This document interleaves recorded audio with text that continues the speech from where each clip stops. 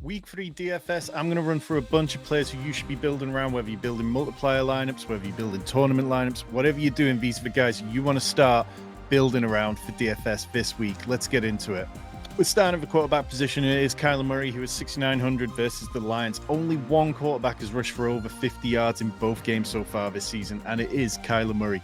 The Lions, they give up the third lowest yards per attempt in the run game. They are a good run defense against running backs, but when it comes to the passing game, they've given up the 12th highest yards per attempt at 7.38. They are a pass funnel. They allow a lot of passing yards because they want to concentrate on the trenches. The Cardinals, they've been excellent across the board on offense. They've been top 10 in situation neutral pass rate, as well as the Lions. So it's going to be an up-tempo game, plenty of passing yards, and it's really going to be one that you want to start stacking around a lot. Kyler Murray, he feels like the kind of quarterback you can use in cash games this week, as well as in tournaments. You can go and add Marvin Harrison to him or Trey McBride. Don't overlook Greg Dortch, though, because the Lions, they really struggle against slot receivers, so you could really onslaught this game if you wanted to. We'll get to player number 2 in a second, but first, hit that subscribe button if this is your first time finding us here on the Fantasy Sanctuary. We do DFS, Best Ball, Redraft, Dynasty, loads of content year-round to get you set up to win big. Quarterback number 2, it is Derek Carr, 5,800 against the Eagles. Nobody saw this coming. Even Saints fans did not expect anything close to this. The Saints, they've completely stepped into the modern era of NFL. Their play action rate is now a league leading 45%, when last year they were right at the bottom. They also motion incredibly highly now, which is so much more useful for the offense, so much harder for defenders to defend against. But also Derek Carr, he's just cooking at the minute. He's averaging the highest yards per attempt in the league at 11.36, the third highest completion rate at 76.9%, and the most fantasy points per dropback at 1.05. The Eagles, they spent a lot of money on their secondary this offseason, a lot of resources like draft picks, but it looks just as bad as last year's. They've allowed the second most fantasy points to wide receivers through 2 games, ranked 25th in pass defense DVOA.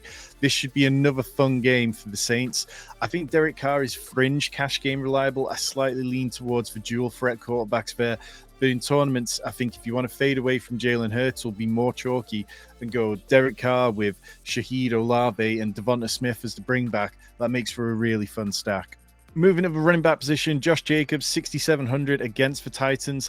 There's a chance that Jordan Love might play in this game, but if he does play in this game, he's probably not going to be the same kind of Jordan Love that we've seen over the last couple of years. So there's a good chance that Green Bay are going to lean on the run game. Last week, Josh Jacobs had an absurd 32 carries. That was the second most of his career. First time he's been over 30 carries since 2022. And they just seem completely happy to lean into Josh Jacobs, with Marshawn Lloyd being on IR. Emmanuel Wilson is Emmanuel Wilson. And they just seem completely happy with Jacobs. The Titans last year were an excellent run defense, but a really poor pass defense. That's completely flipped this year. They rank 17th against the run in DVOA, but they've allowed the 9th most fantasy points to running backs. They've also allowed the 5th most yards after contact per attempt, and they're facing a Packers offense that ranks dead last in pass rate over expectation. So the Packers, they're going to go out here and they're going to run the ball no matter what, and I'd be comfortable playing Josh Jacobs in all DFS formats. Jordan Mason, 6,200 against the Rams, and the Niners are so banged up. They're mixing so many players. George Kittle could be dealing with a hamstring injury that'll keep him out. Deebo Samuel's going to miss out. CMC is obviously on IR. And it just seems like a day for Jordan Mason to touch the ball an obscene amount of times. Like, Mason's currently ranked 3rd among all running backs in total touches with 50. He ranks 2nd in missed tackles forced, RB6 in PPR points. And the Rams defense, it absolutely stinks. They rank 29th in run defense DVOA. They've allowed the 4th most fantasy points to running backs. And there's so many other stats I could throw at you.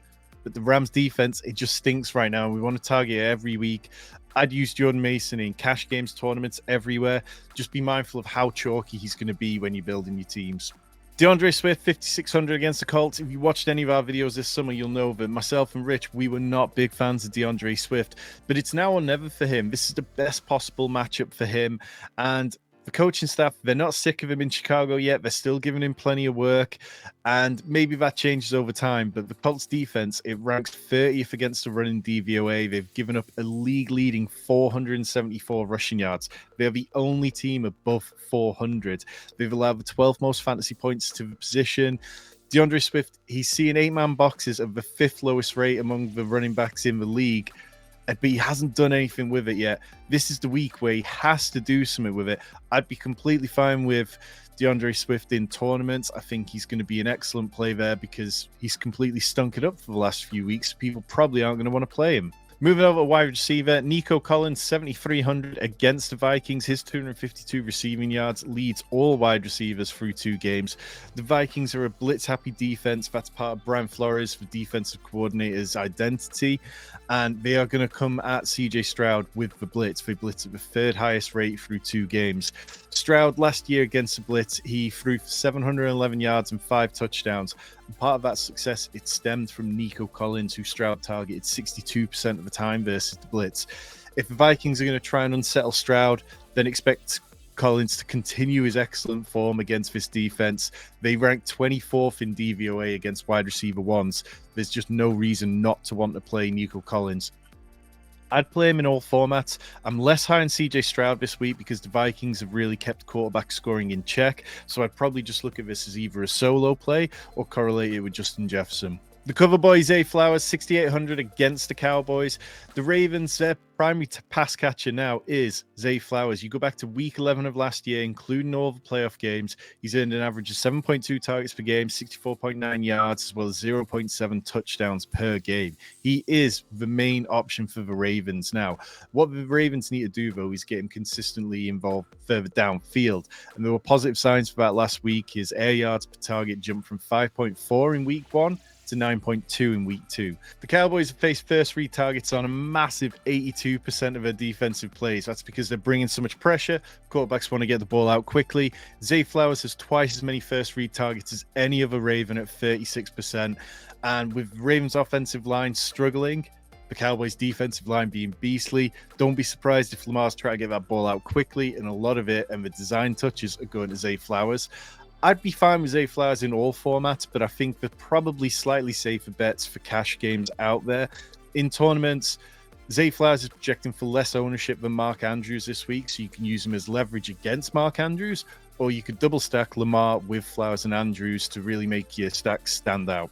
7 minutes in, I know you're enjoying this. I know you're finding this information useful. Hit that subscribe button. Let me continue to help you. Brandon Aiyuk, 6,200 against the Rams. As this week went on, it just got bleaker and bleaker for the Niners. More and more players injured, more and more players just banged up. But Brandon Aiyuk is still standing.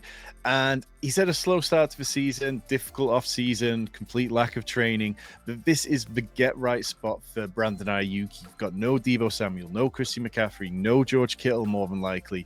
And that's what Aiyuk's needed over the years. He's got by an efficiency and lacked in volume at times. Well, this is a perfect spot where he can go nuclear with a huge amount of volume, go off against a Rams secondary who work 10th worst in pass defense DVOA. They've given up the 10th most fantasy points to the position.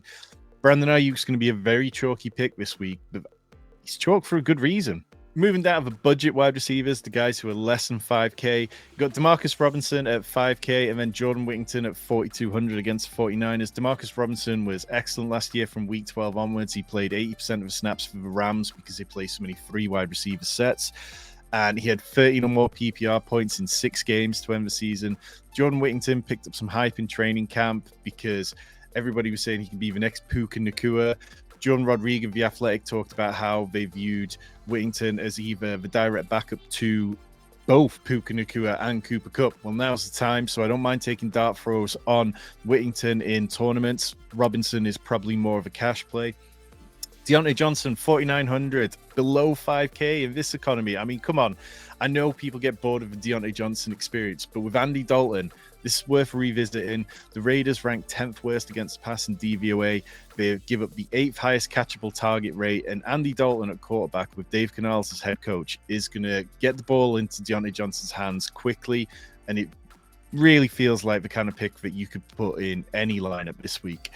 Jalen Naylor, 4,400 against Texans. He's had back-to-back games with touchdowns. More involved in week 2 as well, going from 27% of snaps in week 1 to 92% last week. He also went from 1 catch for 21 yards and a touchdown to 3 catches for 54 yards and a touchdown. Jordan Addison sounds like he's banged up, probably going to miss out again, so I'd be fine with Jordan Addison. I don't think I'd probably play a lot of him in cash games. But if you need the savings, I would understand it. Roma Dunze, 4,200 at the Colts. The Colts giving up the 5th most fantasy points to the passing game. Roma Dunze's had 9 targets through a couple of games. Things haven't quite clicked yet, but Keenan Allen's going to miss this week. He is confirmed as out.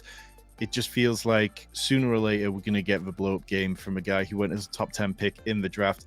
And then lastly, Rashad Bateman, 3,800 against the Cowboys. Look, I get it with Rashad Bateman. I have a problem. I have a Rashad Bateman problem, but show me another wide receiver below 4K who's playing over 80% of snaps and is averaging 4.5 targets per game. Rounding out things with the tight end position, Brock Bowers, 5,400 against the Carolina Panthers. This guy is so legit, and anyone who faded him because of a fading hairline and smaller stature, they should be feeling pretty stupid right now. Bowers leads all tight ends in yards at 156, receptions at 15, second in fantasy points per game at 15.3. The Raiders have been really creative with how they've used Brock Bowers and made sure to use him all over the field. Something that, the Falcons could possibly take note of. If you're going to draft a tight end highly, want to actually use him creatively. The Panthers, they will have the 2nd most fantasy points, 2 tight ends through 2 games. I think you've got to be looking at Brock Bowers as the favorite tight end for cash games this week. And in tournaments, you can definitely roll him out there. Just be mindful of his ownership and that he is going to be a bit more chalky than some other options.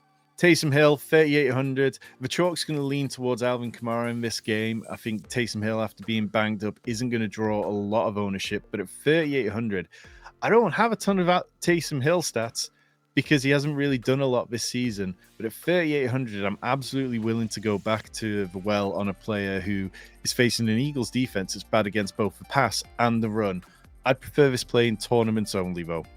Those are your 16 players in less than 15 minutes who I love this week.